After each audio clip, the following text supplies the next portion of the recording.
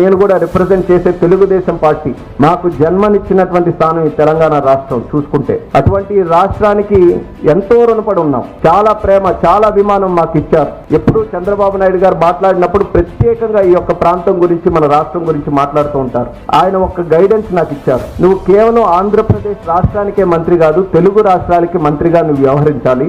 ఆంధ్రప్రదేశ్ రాష్ట్రంలో civil aviation అభివృద్ధికి నువ్వు ఎంత చిత్తశుద్ధితో పనిచేస్తావో తెలంగాణకి కూడా అదే రకమైనటువంటి చిత్తశుద్ధితో చేయాలని చంద్రబాబు నాయుడు గారు ఒక గైడెన్స్ నాకు ఇవ్వడం జరిగింది. అటువంటి రాష్ట్రానికి చిత్తశుద్ధితో పనిచేసి మా మినిస్ట్రీ ద్వారా ఈ యొక్క ప్రాంతానికి ఒకటి ఎయిర్పోర్ట్ డెవలప్మెంట్ ఎలానో ఉంది, అలాగే ఏవియేషన్ కూడా ఒక హబ్ ఇక్కడ క్రియేట్ చేయాలి. ఏవియేషన్ కి సంబంధించి ఏరోస్పేస్ మ్యానుఫ్యాక్చరింగ్ ఇండస్ట్రీస్ అవి వస్తే మన యువకులకి కూడా చాలా ఉద్యోగాలు వచ్చే అవకాశం ఉంటుంది. ఇప్పుడున్నటువంటి శంషాబాద్ ఎయిర్పోర్ట్ కూడా 98లో ఆ రోజు ముఖ్యమంత్రిగా నారా చంద్రబాబు నాయుడు గారు ఉమ్మడి రాష్ట్రానికి ఉన్నప్పుడు ఆయన ఆలోచనతో అక్కడ అంగీకరించి ఆ రోజు ఒక విత్తనం అనేది శంషాబాద్ లో ఒక ఎయిర్పోర్ట్ ఉండాలనే విత్తనం చంద్రబాబు నాయుడు గారు ఆ రోజు వేశారు. శంషాబాద్ లో ఏ రకంగా రియల్ ఎస్టేట్ పెరిగిందో చూశారు.